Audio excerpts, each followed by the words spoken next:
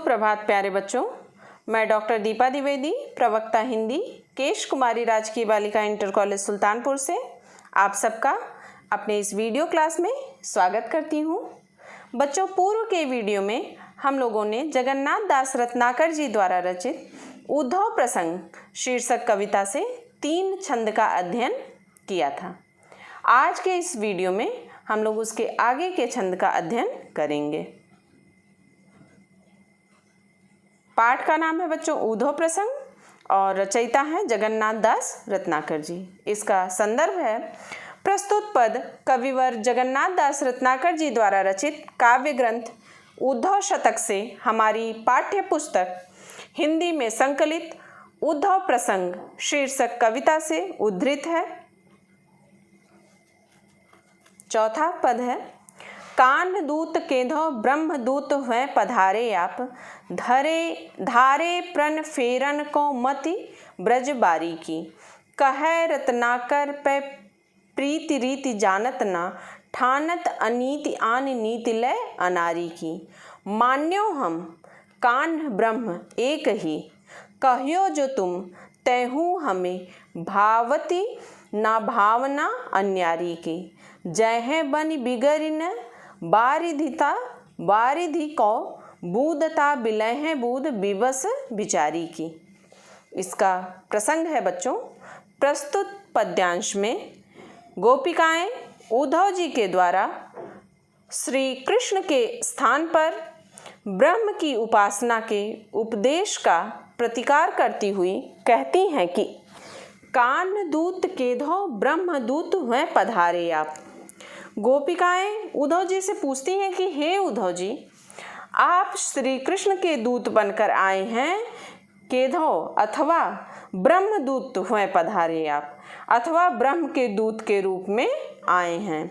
धारे प्रण फेरन को मति ब्रजबारी की, कहती हैं हे उद्धव, आप ब्रज बालाओं की बुद्धि को बदलने का प्रण लेकर, कहने को तो आप श्री कृष्ण के दूत बनकर आए हैं, फिर भी आप जब से आए हैं ब्रह्म की ही चर्चा कर रहे हैं। कहे रत्नाकर पे प्रीति रीति जानत ना, कवि रत्नाकर जी कहते हैं कि गोपिकाएं उद्धव से करेंगे, हे उद्धव, आप प्रेम की रीति को नहीं जानते हैं। ठानत अनीति आन नीति लय अनारी की, कह रहे हैं कि इसीलिए आप अनाड़ियों और बुद्धिहीनों जैसा व्यवहार करके अनीति अर्थात अन्याय कर रहे हैं। मान्यो हम कान ब्रह्म एक ही, आगे कहती हैं कि आपके कहने के अनुसार यदि हम श्री कृष्ण और ब्रह्म को एक ही मान लिया तो भी कहियो जो तुम तैहू हमें भावती ना भावना अन्यारी की, अन्यारी अर्थात एकत्व या अभेदता। तो कहते हैं तो भी हमें यह अभेदता या एकत्व का विचार भावत ना अच्छा नहीं लगता है। जय है बनी बिगरिन बारिदिता बारिधि को, आगे कहती हैं कि आप तो स्वयं जानते हैं कि समुद्र में बूंद के मिल जाने पर समुद्र की असीमता में कोई अंतर नहीं पड़ेगा, बनी बिगड़ कुछ भी उसका बनेगा बिगड़ेगा नहीं, किंतु बूदता बिलय है बूद विवश विचारी की, कहती हैं कि किंतु अशक्त और अकिंचन बूद का तो अस्तित्व ही समाप्त हो जाएगा। कहने का तात्पर्य क्या है? कहने का तात्पर्य है कि ब्रह्म समुद्र के समान विशाल है और हम गोपिकाएं बूंद के समान सीमित हैं।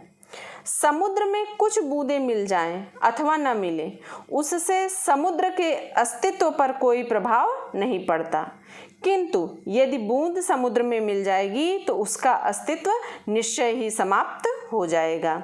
इसी प्रकार यदि हम ब्रह्म की आराधना करती हैं तो उसमें लीन होकर हमारा अस्तित्व समाप्त हो जाएगा, जबकि श्री कृष्ण की आराधना करते हुए हमारा अस्तित्व बना रहेगा।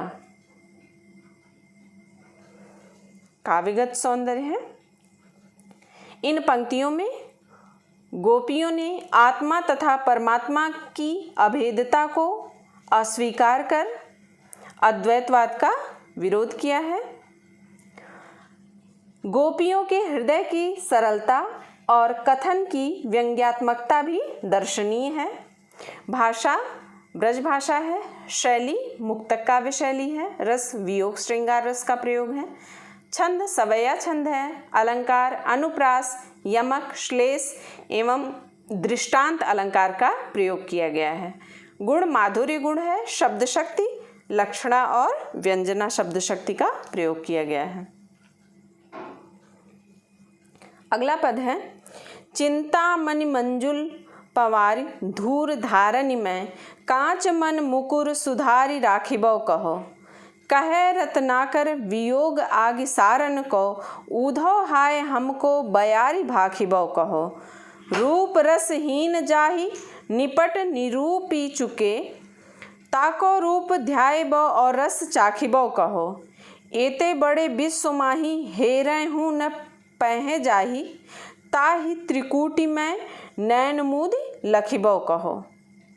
इसका प्रसंग है बच्चों, प्रस्तुत पद्यांश में गोपिकाओं ने अपनी सहज बुद्धि के आधार पर योग साधना एवं निर्गुण निराकार ब्रह्म की उपासना को अपने लिए अग्राह्य मानते हुए उद्धव जी द्वारा दिए गए उपदेश का प्रतिकार करती हुई कहती हैं कि चिंतामणि मंजुल पवारी धूर धारनि में।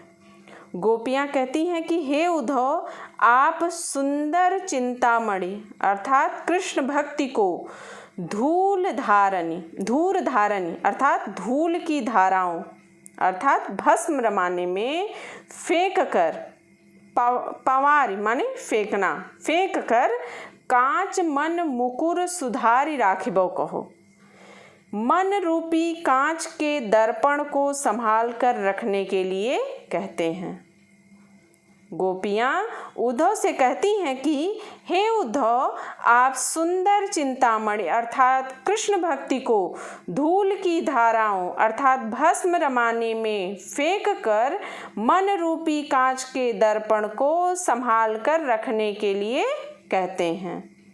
कहने का तात्पर्य, आप समस्त कामनाओं की पूर्ति करने वाली कृष्ण भक्ति का त्याग करके हमें भस्म रमाने का उपदेश दे रहे हैं।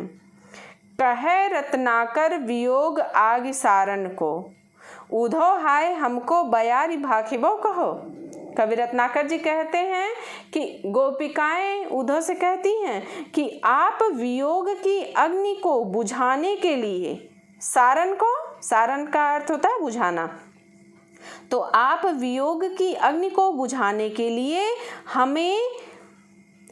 हमको बयारी भाखिबो कहो। बयारी हवा, भाखिबो भक्षण करना खाना, तो हमें वायु भक्षण अर्थात प्राणायाम करने के लिए कहते हैं। आप वियोग की अग्नि को बुझाने के लिए हमें वायु भक्षण अर्थात प्राणायाम करने को कहते हैं। तात्पर्य है कि जिस प्रकार वायु के संपर्क से अग्नि बुझती नहीं है बल्कि और भड़क उठती है, उसी प्रकार प्राणायाम करने से वियोग की आग शांत नहीं होगी बल्कि और अधिक भड़क उठेगी। रूप रसहीन जाहि निपट निरूपी चुके ताको रूप ध्यायबो और रस चाखिबो कहो।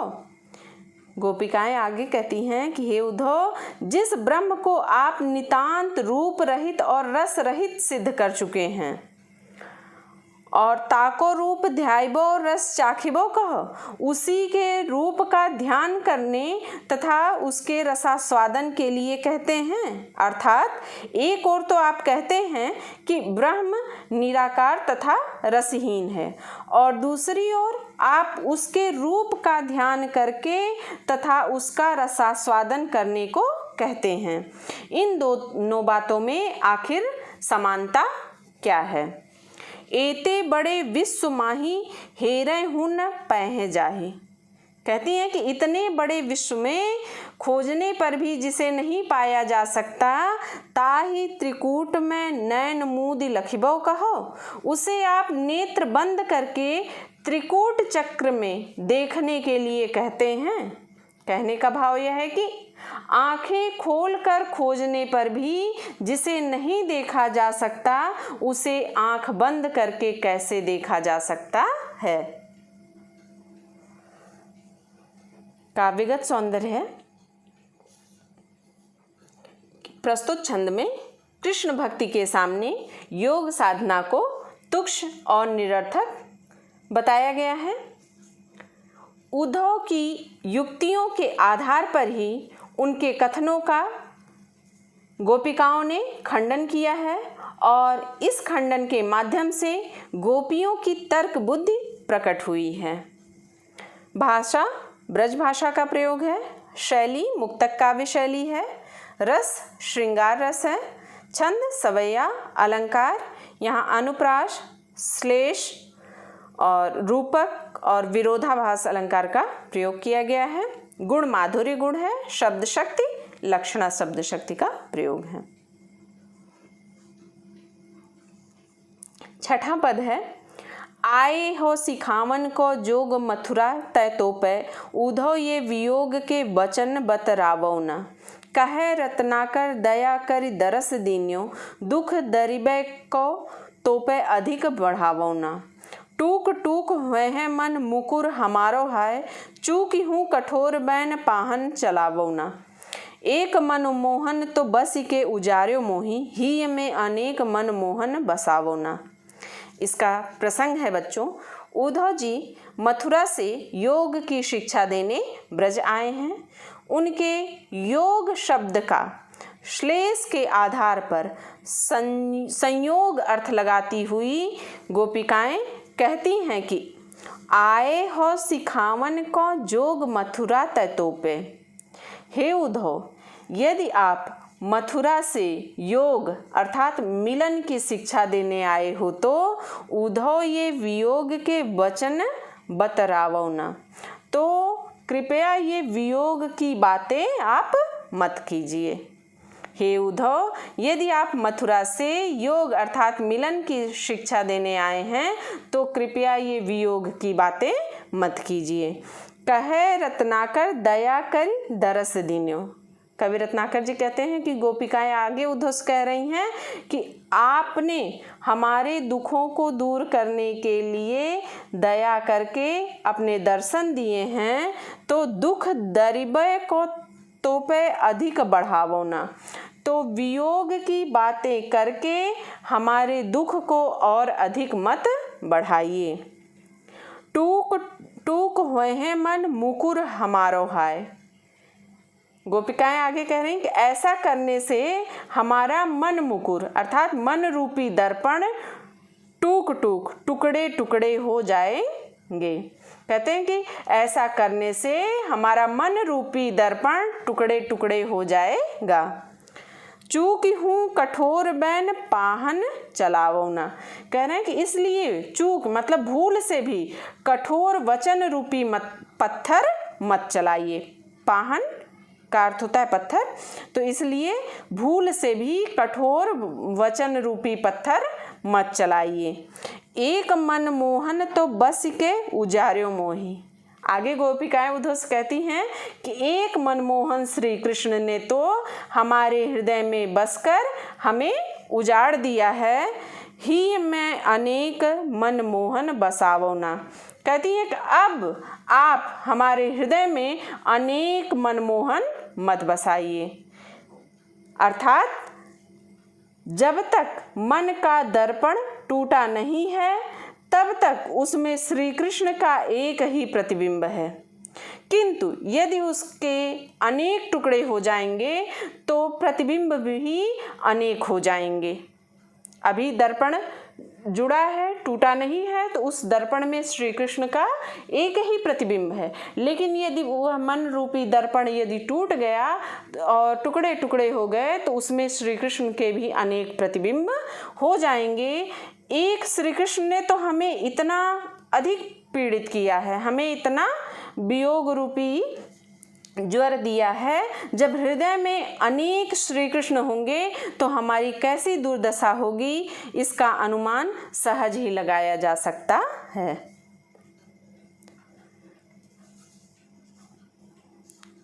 काव्यगत सौंदर्य है कि प्रस्तुत छंद में स्त्री मनोविज्ञान का अत्यंत सुंदर चित्रण किया गया है कि स्त्रियों का यह स्वभाव होता है कि वे कुछ का कुछ अर्थ लगाती हैं, और यहाँ गोपिकाओं ने भी योग साधना का अर्थ मिलन से लगाया है।